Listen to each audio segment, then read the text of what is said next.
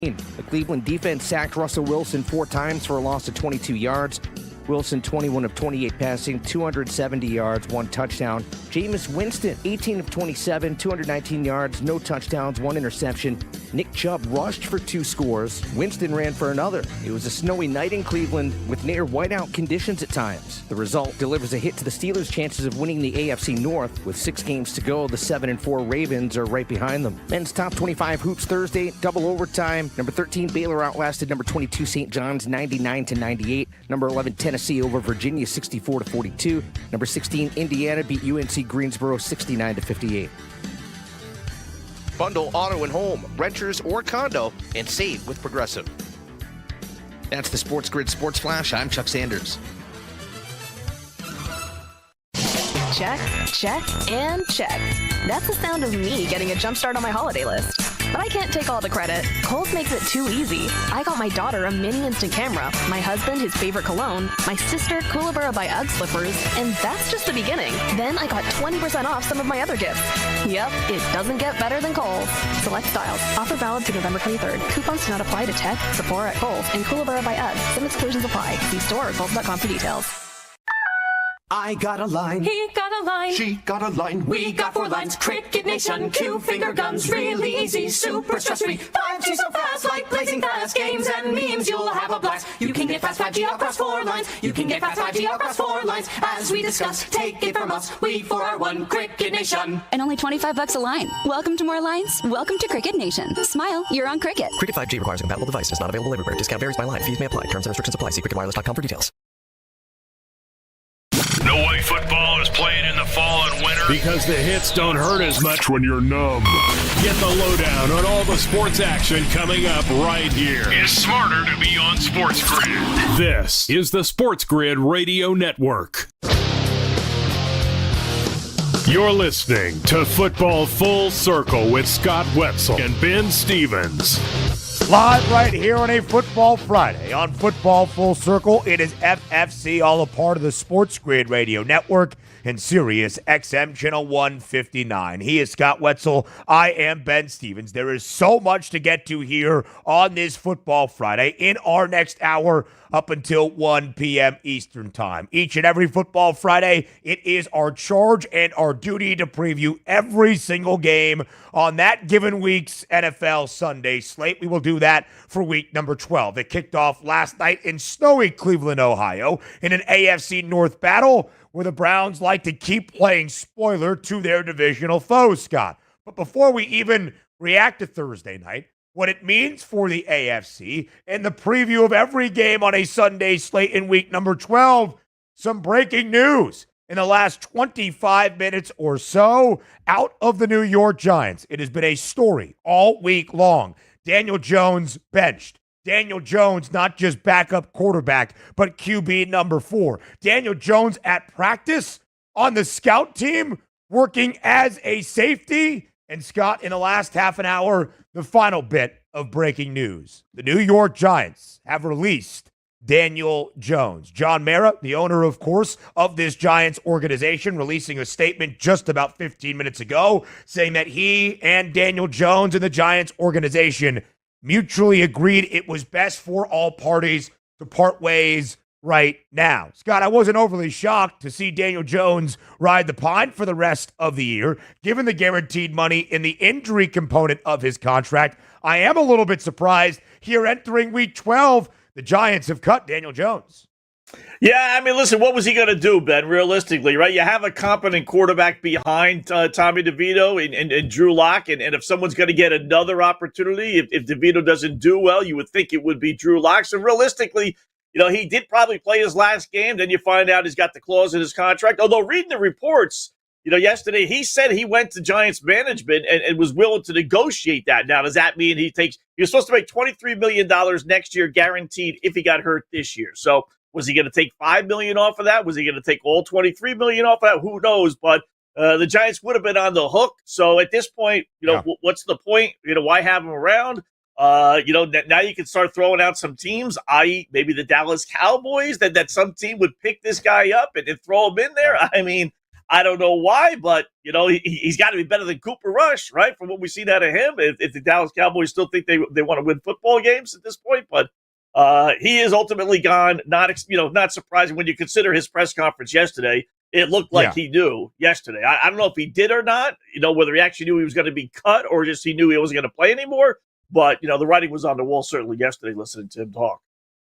And there are some natural follow-up questions. Well, what about the money that Daniel Jones is owed? $40 million per year in his annual average salary. As Scott and I have shared, or I'm sure you have heard at some point across the SportsGrid network, the guaranteed money, all $92 million, was structured up front for the first 2 years with almost the expected outcome, Scott, of what we have seen, that the Giants could cut bait after the first 2 years of that contract that was signed before the 2023 NFL season. So what of his contract now after all of that is said and done and for that new team? Would the guarantee money be waived? Would it all be eaten up by the Giants? That remains to be seen. But once he clears waivers, how compelling of a candidate is Daniel Jones to join another team, Scott? You would think because of the guaranteed money he has already received from New York, he would be willing to sign for a discount, a vet's minimum, like we saw Russell Wilson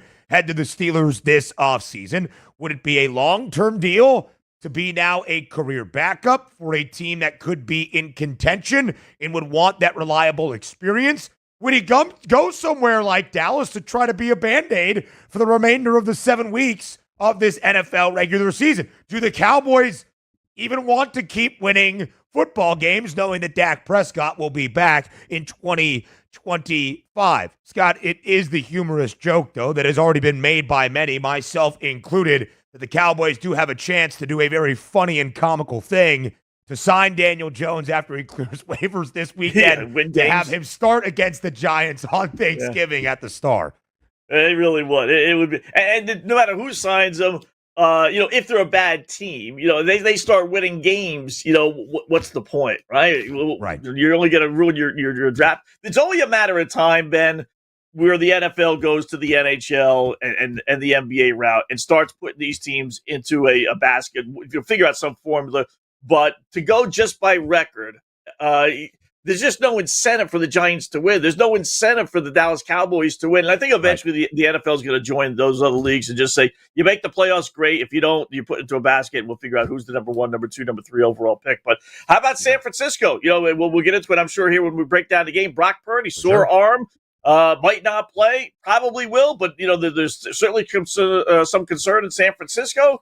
It'll be interesting to see how people view Daniel Jones, right? I mean, I don't think he's any good, Ben. I really don't. So I just as soon have my backup play than bring in a guy who doesn't know any parts of the system, is going to, take who knows how long to really learn the system. But San Fran would be one that maybe you'd keep an eye on.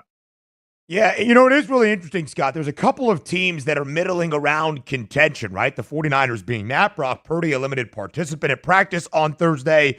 We'll talk all about that. There's not many teams right now that are still in the running that just had a recent quarterback injury, perhaps like what we saw a year ago. Like if the Bengals had Joe Burrow injured week 10, they could have signed a Daniel Jones at that point to try to keep them afloat. You would think then, could he provide that experience as a backup for a contending team? The Lions, the Vikings, if Sam Darnold continues to trend backward. Rams maybe for Matthew Stafford if that's the direction they want to go should anything happen to the veteran quarterback. But again, Scott, what is the upgrade that Daniel Jones provides? So then you almost think about some other teams. And quickly, we are now having the future conversation about Daniel Jones and his time moving forward in the NFL.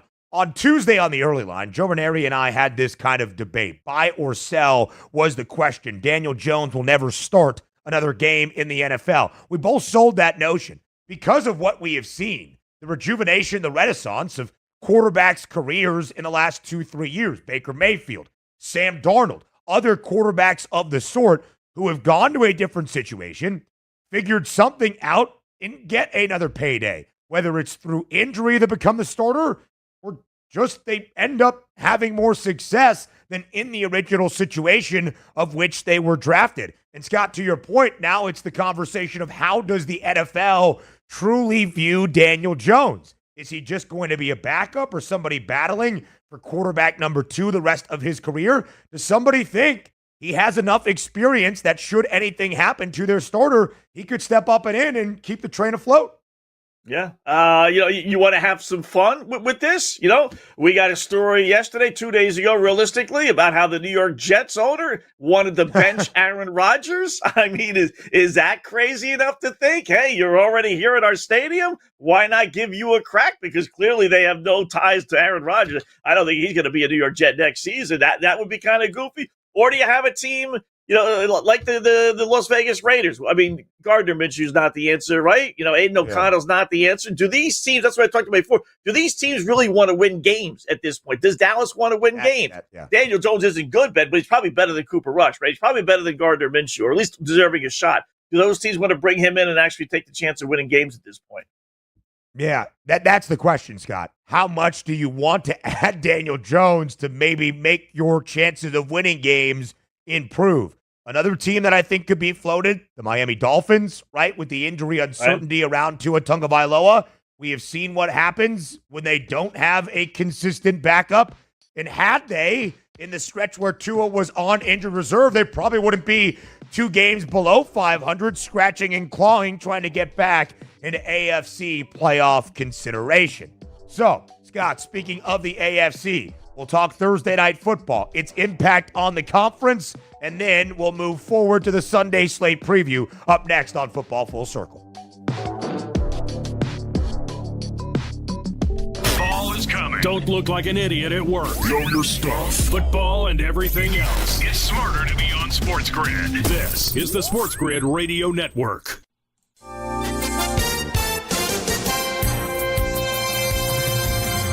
On Thursday, President-elect Donald Trump named Pam Bondi, the former Attorney General of Florida, to be U.S. Attorney General just hours after his other choice, Matt Gaetz, withdrew his name from consideration. With the SportsGrid News Flash, I'm Trey Westerberg. Bondi is a longtime Trump ally and was one of his lawyers during his first impeachment trial. Gaetz had stepped aside amid a continued fallout over a federal sex trafficking investigation that cast doubt on his ability to be confirmed as the nation's chief federal law enforcement officer. Democratic Senator Bob Casey of Pennsylvania conceded his re-election bid to Republican David McCormick Thursday. A statewide recount showed no signs of closing the gap, and his campaign suffered repeated blows in court in its effort to get potentially favorable ballots counted. Casey's concession came more than 2 weeks after Election Day amid a grindingly slow ballot counting process. I'm Trey Westerberg with the SportsGrid News Flash.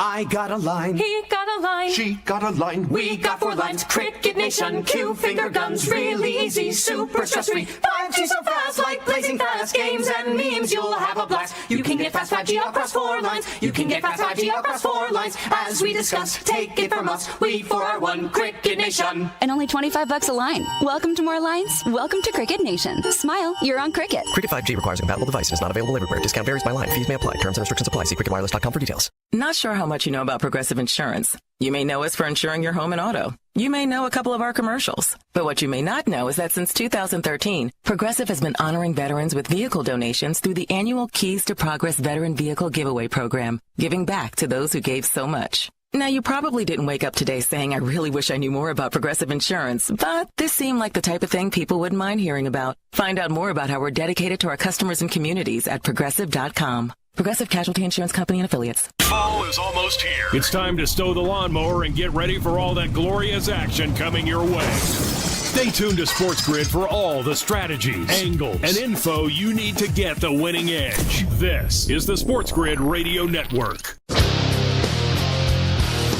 You're listening to Football Full Circle with Scott Wetzel and Ben Stevens. Live right here on FFC, continuing reaction to the Daniel Jones breaking news, what it means for the Giants in their Sunday game at home with Tommy DeVito as the starter against the Buccaneers in just a little bit, a part of our Sunday slate preview for week number 12. But the week got started last night, Scott, in snowy Cleveland, Ohio. The wind not whipping as much as anticipated earlier in the week, which led to a slew of scoring in the fourth and final quarter. The Browns, a 3.5-point home dog last night, looking to play spoiler against another AFC North team. And that's exactly what Cleveland accomplished. They beat the Steelers outright, snapping Pittsburgh's 5-game win streak 24-19 on that short week Thursday night game in a ton of snow. Total of 36.5 because the wind wasn't that bad, and we saw 27 points combined in the fourth and final quarter. Does go over, in the Browns, like they did to the Ravens, Scott, about a month ago, upset a divisional foe outright as a home underdog, winning 24-19. Yeah, and it is the umpteenth time too, Ben. I used to work over at the Sirius XM NFL radio on Sundays, and part of my thing in the 2-minute updates was giving the weather reports for all the games, right? I'd zip through these things, and I always felt so bad because I know in the back of my mind, weather means nothing. It just means nothing. And last night is another example, right? Who could see that forecast and know that weather and know it got worse as the game progressed, and yet you got more points as the game progressed, and the game flies way over the 36.5, right? I mean, who in their right mind would bet that? It's just, like I said, it's another example of 1,000 that I could give you of weather really not having any role in whether a game goes over or under. So they nearly threw for 500 yards. Russell Wilson nearly threw for 300 yards. When's the last time he's done that? Winston throws for 200 plus. Up and down the field they go. And, everything Pittsburgh, though, as far as the game is concerned, been, gained heading into this week. They controlled their own destiny. Only one game back to Kansas City. They play Kansas City. So, they can really control their own destiny for, winning the division and being the number one seed, and it all got thrown right out the window yesterday in that loss. That's why when we looked at their schedule yesterday, and we've done this before, obviously, it's a brutal schedule. You just can't circle wins out of any of their games, even against the, then 2-8 Cleveland Browns. And Scott, in a vacuum, in the context of a short week road divisional game, it's never going to be easy, even against a Browns team that was just 2-8 entering. It's just not in the recipe to play on a short week, to have to hold on in a much more impactful divisional game against the Ravens the week prior, and then turn it around in 3-4 days to be ready to go on the road and win. But just knowing that the logistics behind picking up a comfortable win were not easy does not lessen the impact or its importance of the result after. Scott, it was 18-6 after a couple-yard touchdown scamper from Jameis Winston in the snow to get the scoring started in that fourth and final quarter. The Steelers respond with a touchdown on the ensuing offensive drive for Pittsburgh. Then a strip sack from Jameis Winston caused by Pittsburgh's Nick Herbig, and the Steelers take advantage to take that 1-point lead, 19-18. It felt like in that moment, all right, Pittsburgh in an ugly game is going to do enough to just squeak out a road win against a divisional foe. But then, even after a Jameis Winston interception, the Steelers have a shanked punt that sets the Browns up with good field position, and Nick Chubb scores with 57 ticks remaining in regulation for his second rushing score of the night. So what does the game mean? Outside of Jameis Winston being a media darling and giving all of his pump-up speeches that he does, is Cleveland going to be a playoff team now? Absolutely not. They're still 3-8. But Scott, what they can do and now have done in their previous two divisional games is cause some chaos in the AFC North in Jameis Winston's first start in Cleveland.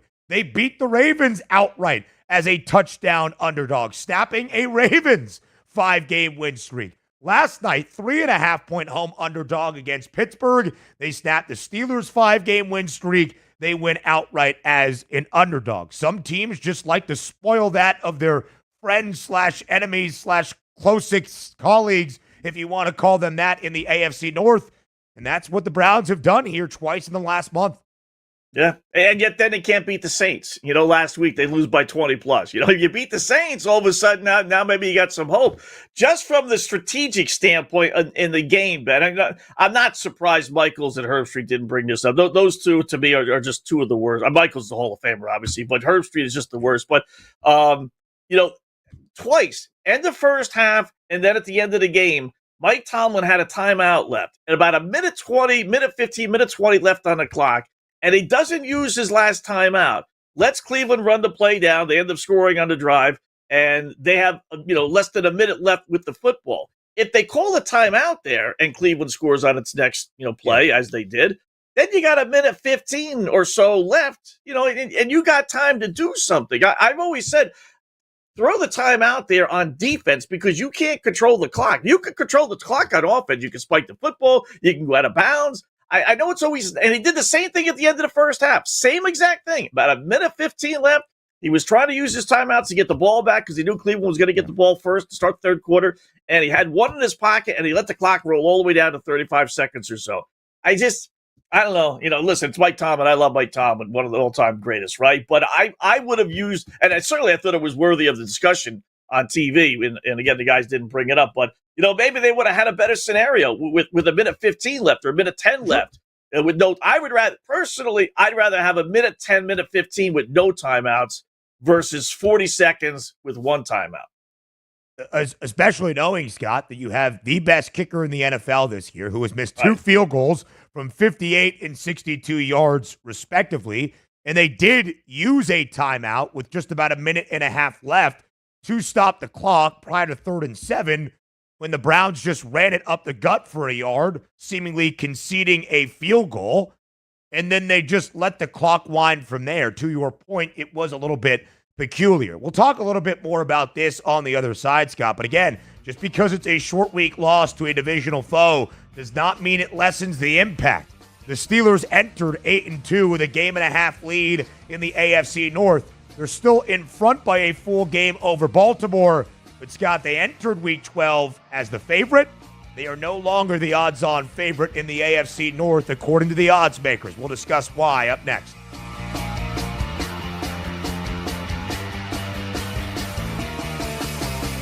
There's smart. And there's not smart. Not smart is hope as a strategy. It's smarter to be on SportsGrid. Keep it here. And win. This is the SportsGrid Radio Network. The SportsGrid Radio Network presents This Date in Sports History. There is electricity in the crowd. I've got goosebumps. On the line, the WBC Heavyweight Championship of the World. 1986 20-year-old Mike Tyson becomes the youngest heavyweight champion when he stops Trevor Berbick in the second round. It's all over. We've got a brand new heavyweight champion of the world, Mike Tyson. For SportsGrid Radio, I'm Mike DeMurgis. The Technology Minute with George Capalbo. Maybe you've heard of the infinite monkey theory. A monkey randomly typing on a typewriter for an infinite amount of time could eventually type out the complete works of Shakespeare. Though this be madness, yet there is method in it. A University of Technology in Sydney decided to test this theory. What would happen if a reasonable population of 200,000 monkeys all typing one letter per second until the end of time? The universe, a cold, dead cinder. The number 10 with 99 zeros, years. The answer? There's only a 5% chance that a single monkey would even type the word bananas. So what you're saying is, it's not to be. Follow me at Capalbo on X, and stay tuned to the Technology Minute for more cool stuff like this.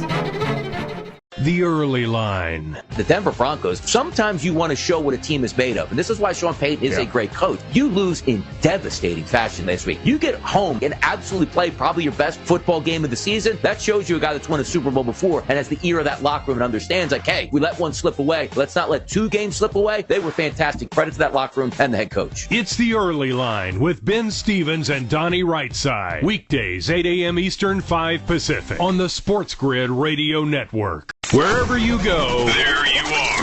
Download the SportsGrid mobile app and we'll be right there with you. So now you can get the winning edge anywhere, even while the wife's talking to you. if you've got an earbud. This is the SportsGrid Radio Network.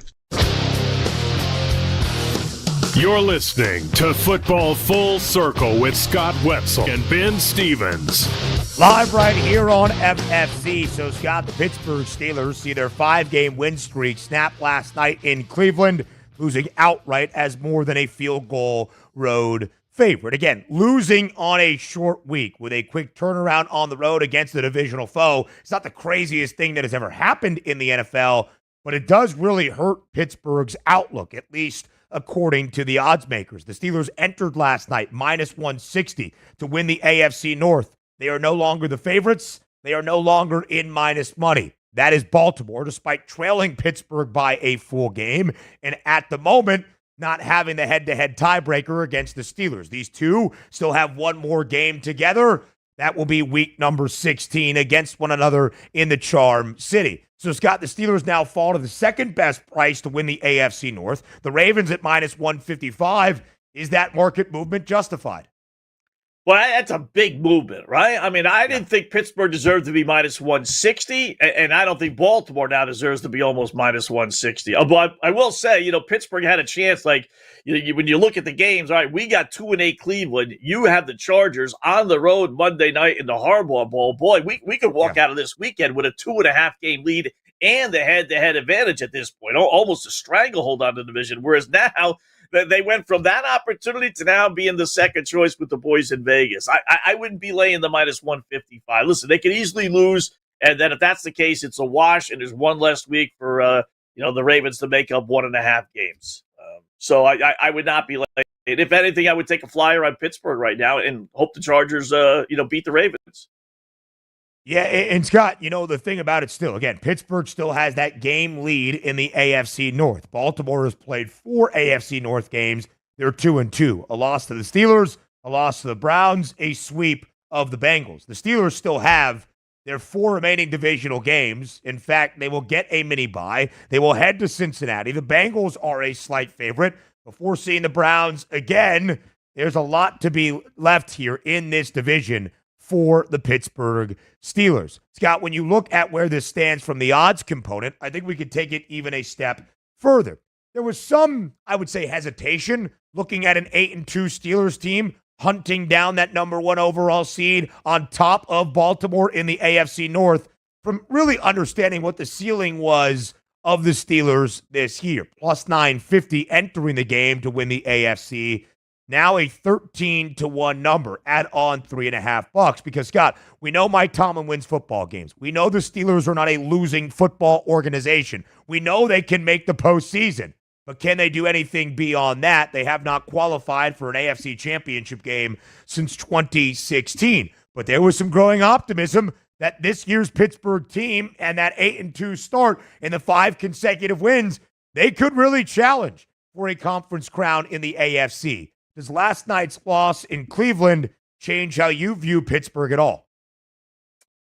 A little bit, but not ultimately, no. I mean, the conditions were awful for both sides. I get that, but sometimes that affects one team more than the other, or less. It lessens the blow of a loss because of the crazy conditions like that and the tough spot they were in. So, no, I still think they got the recipe, Ben. They got the good defense. They got a quarterback that's competent. Although I must say, as each passing game goes by, you marvel at Russell Wilson's ability to make the play, the big play, but when you watch him play, he's got a lot of Aaron Rodgers in him. He really is starting to look slower and slower and slower, and his arm strength is really diminishing, with each passing game. But it doesn't, I still think, they have what it takes to beat Kansas City in the AFC, and that's, like I said, a good defense, good running game. Running game was stifled last night, competent quarterback, give me the ball in the final minute or so. Can I get a touchdown out of him?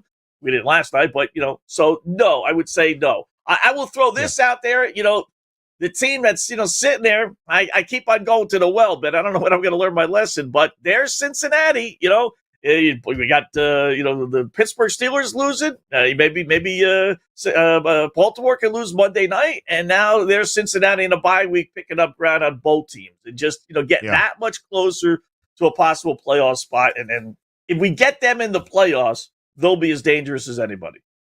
For sure. And the Bengals now have yet another Bengals Super Bowl, which means a game that they can ill afford to lose and must have next Sunday, hosting the Steelers. Again, Cincy, a slight home favorite at this moment. That's next Sunday. Let's talk this Sunday. In the Week 12 Sunday preview, only 11 games, so we'll fire through 6 teams on a bye in week number 12, the most we have seen on an open weekend all year in the National Football League. So we will go in order, up and down the docket for Sunday in week number 12, up next on Football Full Circle.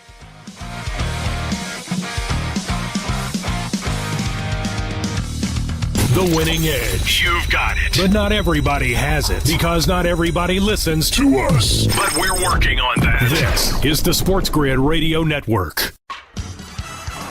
Progressive presents the SportsGrid Sports Flash. I'm Chuck Sanders. Thursday night football, the Browns upset the Steelers 24-19. The Cleveland defense sacked Russell Wilson 4 times for a loss of 22 yards. Wilson 21 of 28 passing, 270 yards, 1 touchdown. Jameis Winston 18 of 27, 219 yards, no touchdowns, 1 interception. Nick Chubb rushed for 2 scores. Winston ran for another. It was a snowy night in Cleveland with near whiteout conditions at times. The result delivers a hit to the Steelers' chances of winning the AFC North. With 6 games to go, the 7-4 Ravens are right behind them. Men's top 25 hoops Thursday, double overtime. Number 13 Baylor outlasted number 22 St. John's 99-98. Number 11 Tennessee over Virginia 64-42. Number 16 Indiana beat UNC Greensboro 69-58. Bundle auto and home, renters or condo, and save with Progressive. That's the SportsGrid Sports Flash. I'm Chuck Sanders. Shop early, save big all month long during Black Friday build-up at Lowe's. Right now, get select pre-lit artificial Christmas trees starting at just $59.98. Don't wait to save. Shop these deals today, in-store or online, because Lowe's knows deals. Discount taken at time of purchase while supplies last. Selection varies by location.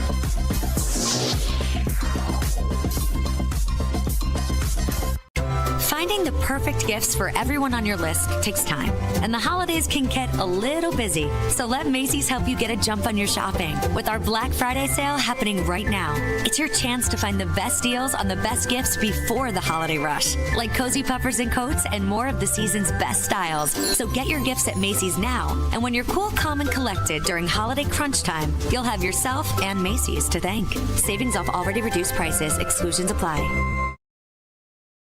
Days are getting cooler. The shadows are getting longer. You know what that means. It's football weather. So bundle up and keep it here for all the latest strategies and gridiron information. It's smarter to be on SportsGrid. This is the SportsGrid Radio Network. You're listening to Football Full Circle with Scott Wetzel and Ben Stevens. A preview of the Week 12 Sunday slate live right here on Football Full Circle. We run through every single game, all 11 on Sunday, to get you set for this new weekend in the National Football League. Scott, we go in order of where they are listed on the odds board, which means we start in Chicago. It's the Vikings and the Bears. Minnesota, field goal and a half favorite. That's 3.5 on that spread. 39 and a hook is the total. We joked about this last week. Would there be an interim offensive coordinator bump for Chicago? Not exactly, as they lost the game, but the offense looked much better, certainly in that fourth quarter and on the final drive. It was the big paw of Green Bay's Carl Brooks that blocked that field goal and allowed the Packers to escape. Scott, can that offensive optimism, if you even want to call it that, carry over week to week for Chicago in another divisional duel?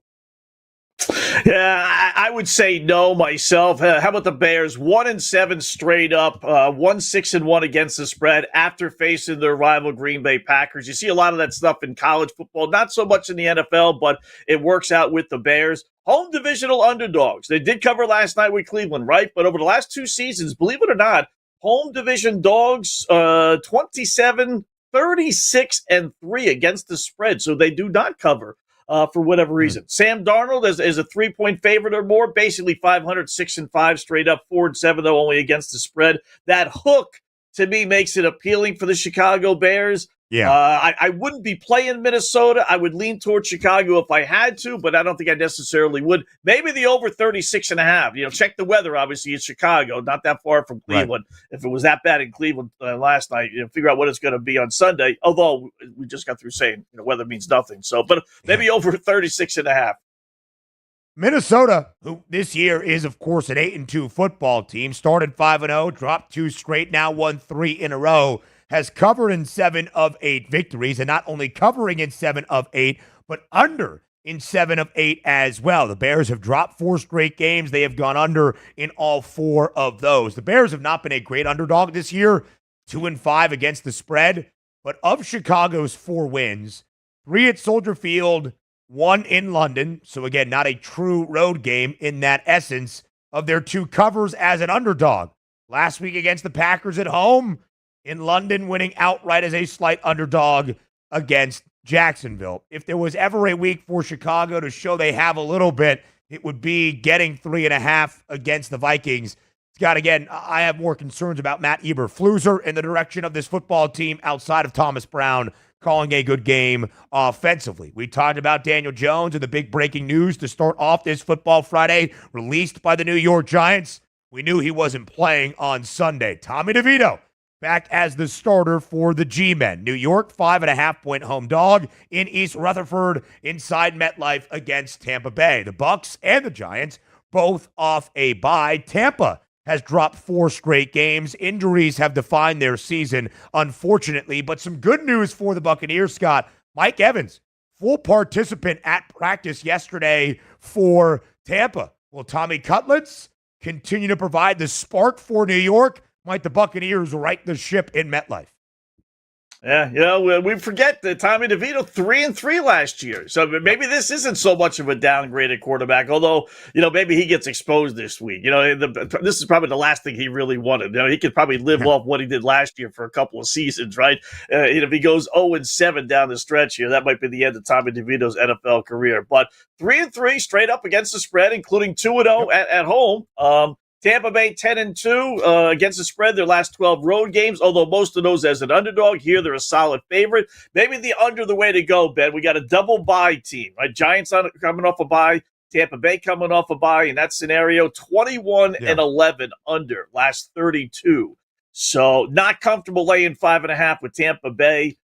You read the reports here in New York, everyone's all despondent at Giants camp. You're reading the stories yesterday about how practice was dead on Wednesday and everything else. So does that pick up by Sunday? I don't know, but I'd go with the under 41.5 more than anything else. Yeah, Scott, to your point, 6 starts last year, 3-3, went on that 3-game run with wins against the Commanders, the Patriots, and the Packers. Threw for 5 touchdowns to 0 INTs in that span.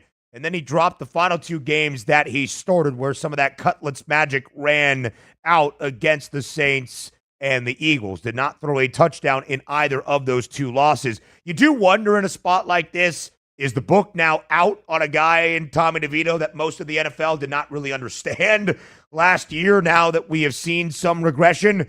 I guess that remains to be seen, but the Buccaneers did go under in their final game before the break. The Giants have gone under in 7 of 10 games this year. I think that under does make some sense, 41.5 on Sunday. The Dolphins have won 2 straight. They have covered in both of those 2 victories, and Scott now laying a touchdown at home against the New England Patriots on Sunday. 46.5 is the total. Miami's got a little sliver of optimism to find its way back into the AFC playoff picture. If they can handle business and they're laying a touchdown against the Patriots at home on Sunday, will Miami cruise? Yeah, it's amazing. They've had a lot of success against the Patriots in the post Tom Brady era. They've covered 8 straight, as a matter of fact. So Patriots as underdogs, 9-29 straight up. So I don't think they're going to go into Miami and win the football game. You got a little karma, like you said, going, and this is the perfect spot for the Dolphins. This is where they perform their best against winning teams, 5-17 against losing teams, as the Patriots are. 21-10. Then you throw the dominance over the Patriots. This is where Tua tags. 14-1 straight up as a favorite of 4 points or more, including 11-4 against the spread. So it really does all point to Miami. Give me the Dolphins. I'll lay the 7.5, 7.5.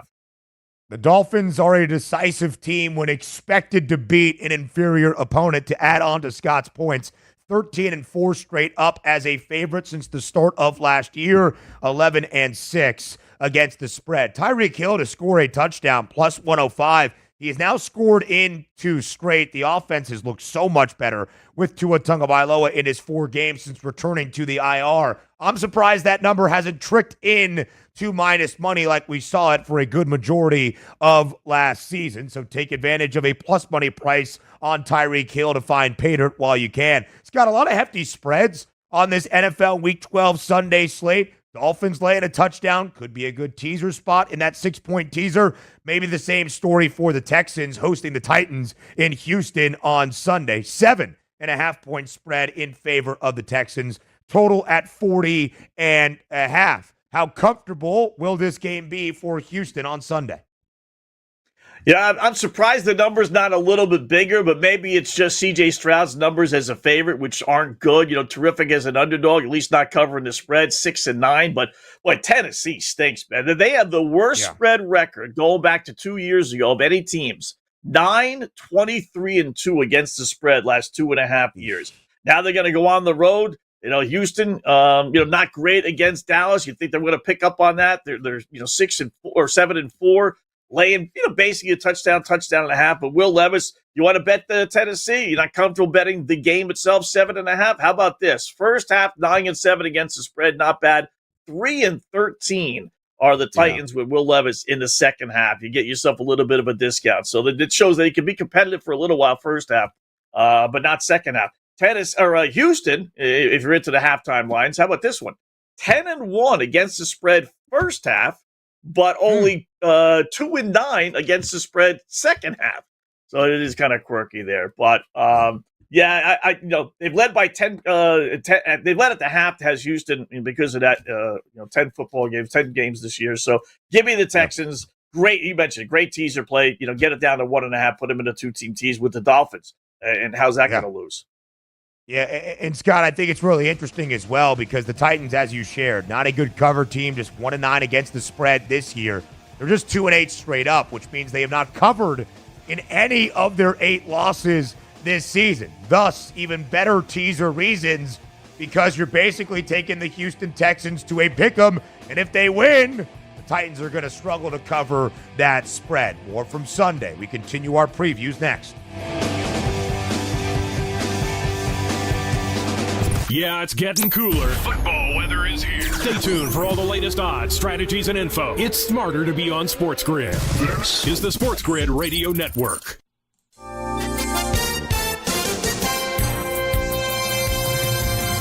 On Thursday, President-elect Donald Trump named Pam Bondi, the former Attorney General of Florida, to be U.S. Attorney General just hours after his other choice, Matt Gaetz, withdrew his name from consideration. With the SportsGrid News Flash, I'm Trey Westerberg.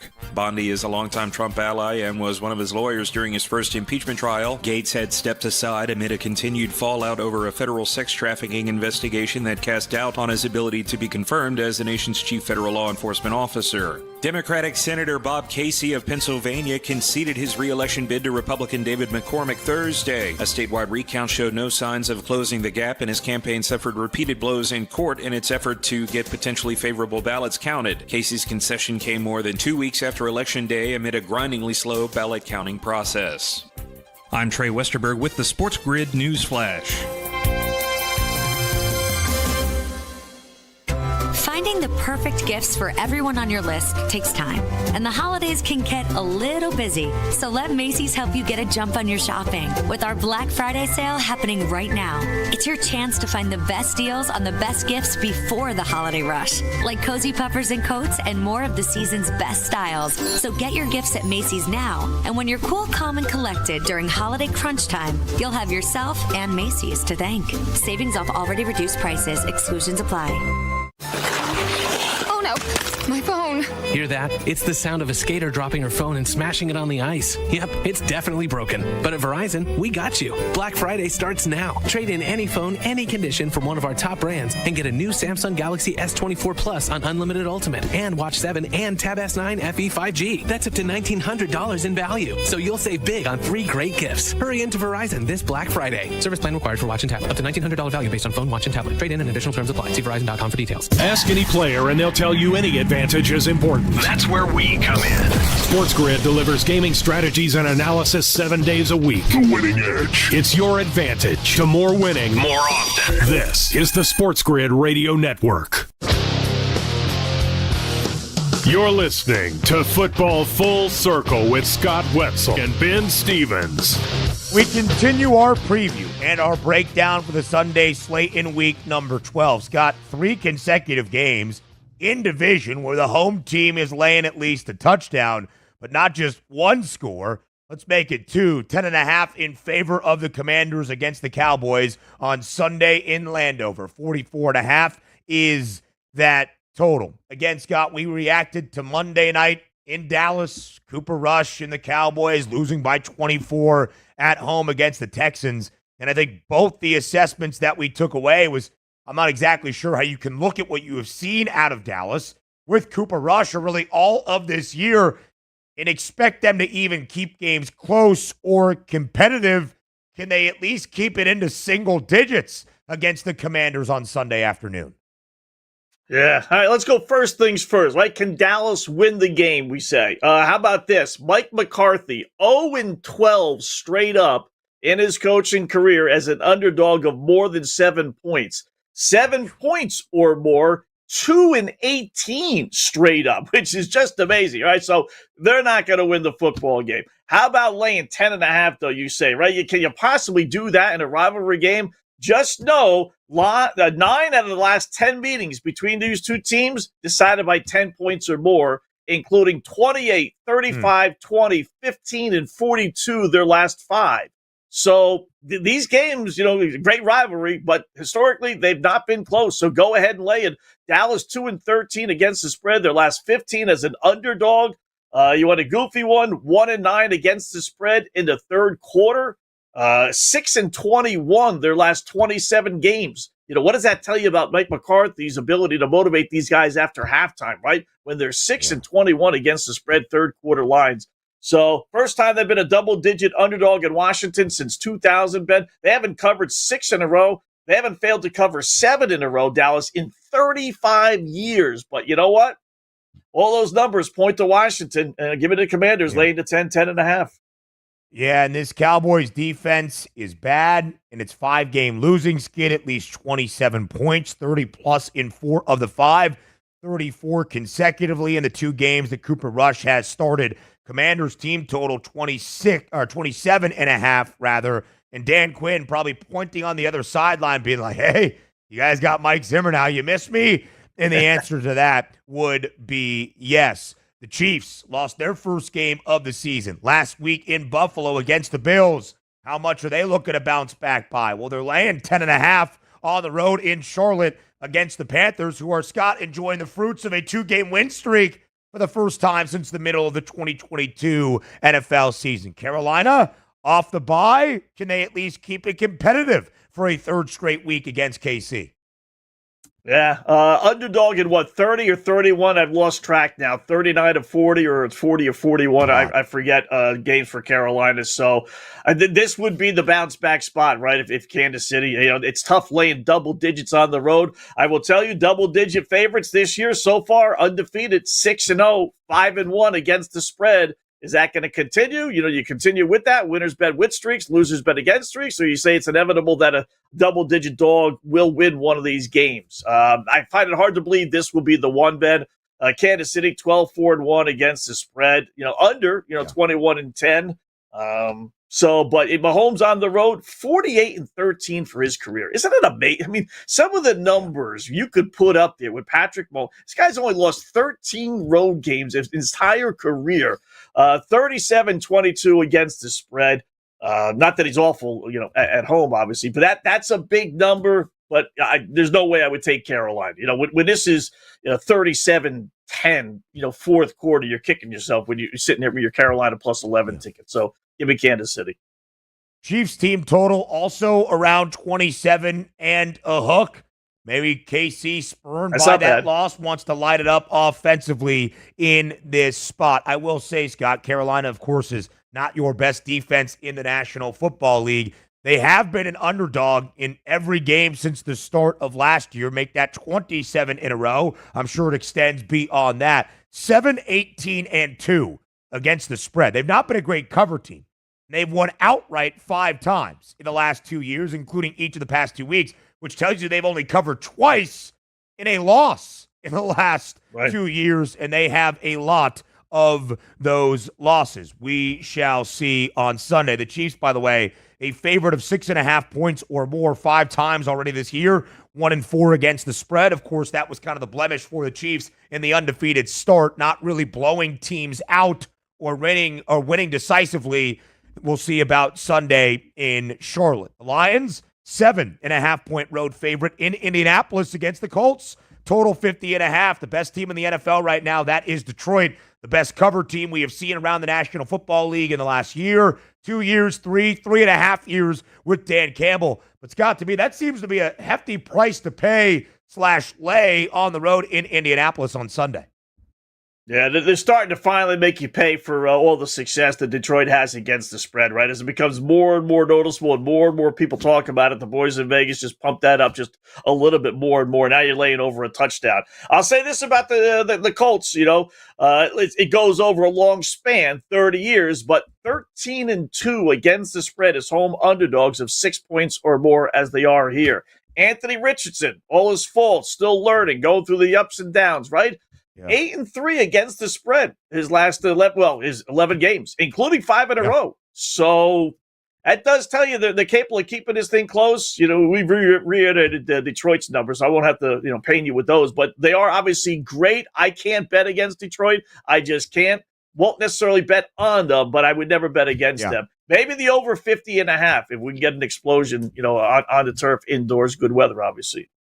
We have seen that from Anthony Richardson, led the Colts to 28 points last week on the road in New York. Scott, to your point, a cover last week, an outright victory as AR returned as the starter. The Colts this year as an underdog, 6-2 against the spread in the 2 non-covers in the 2 games that Joe Flacco started in the last month in relief of Anthony Richardson. Over in 4 of those 6 covers as an underdog as well. We will round out the Sunday slate on the other side of the break. 4 more games to go. We'll go rapid fire, including a couple of crucial games in the NFC involving NFC West teams. That's next here on this Football Friday on FFC on SportsGrid Radio.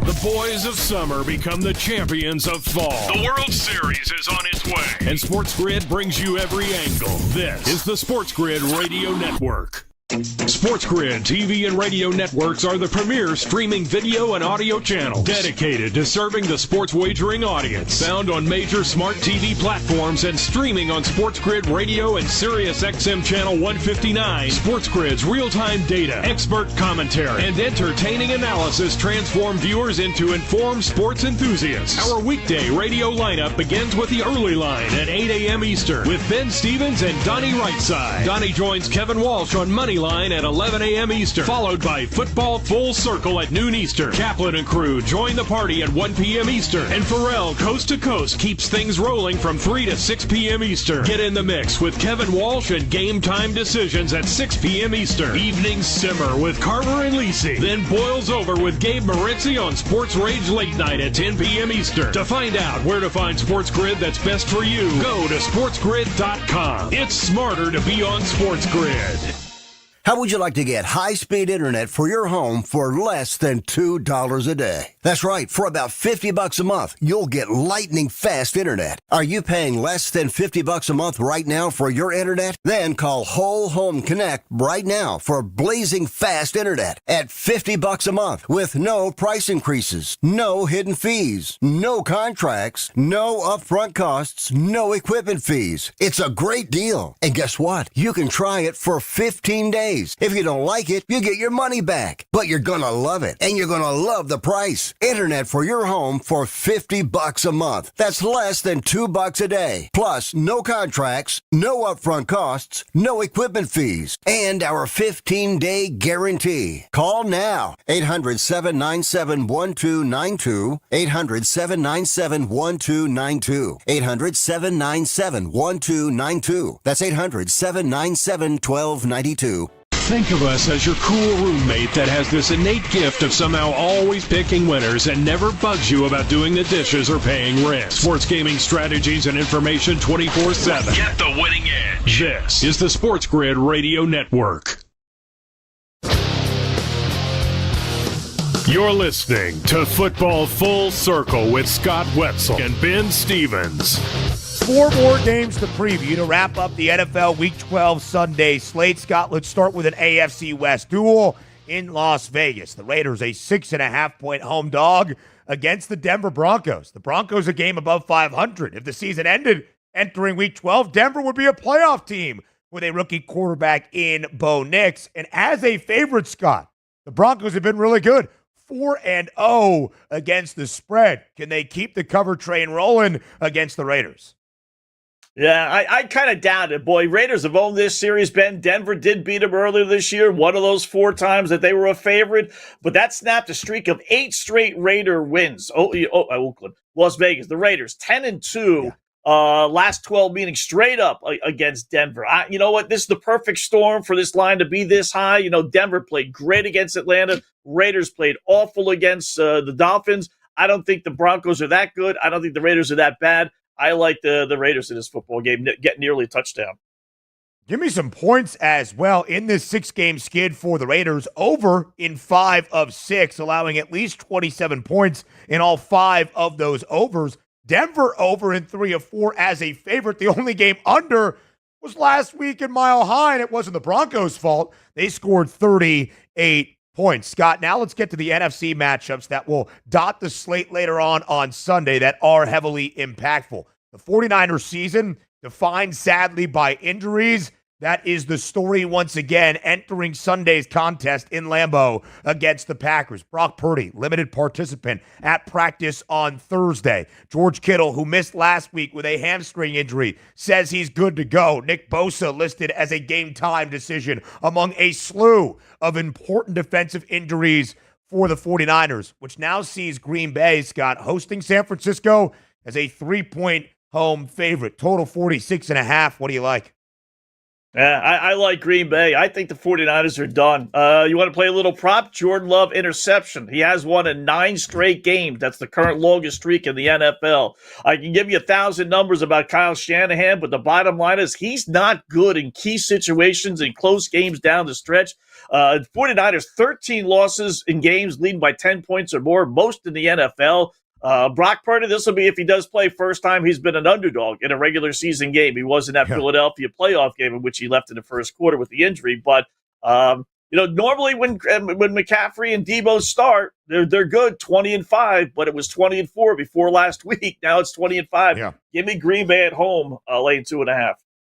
Yeah, Scott, I'm really concerned about those defensive woes for San Francisco. Their key impact players, a lot of them are hurting or absent. This would be the first time since that 2022 NFC title game in Philly, the Niners have been booked as an underdog. Jordan Love, despite only starting 8 games for the Packers this year, leads the league in interceptions with 11. He would be the first quarterback since Peyton Manning in 2015 to start a season with 9 consecutive games throwing a pick if he does so against San Francisco. The good news in that stat, for Packers fans, the Broncos did win the Super Bowl in 2015. The Seattle Seahawks taking on the Arizona Cardinals in a pick'em game in the Northwest, Scott. Impactful for the NFC West as the Cards are the only team above 500 in this division, but just a game lead over everybody else. The Rams, Seahawks, and Niners all at 5-5. Minus 108 Arizona, minus 108 Seattle. Total 47.5.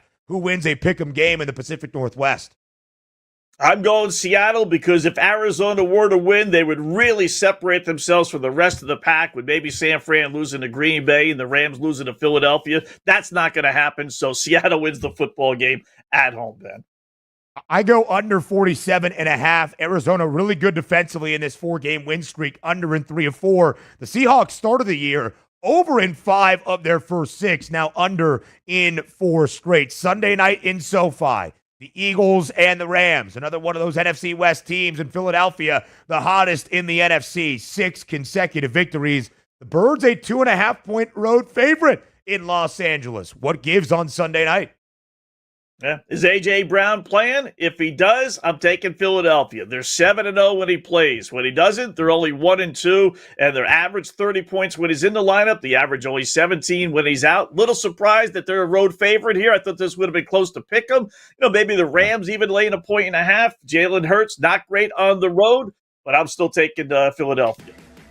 Scott, the Rams have not been a terrible underdog team covering numbers since the start of last year. 7-6-1.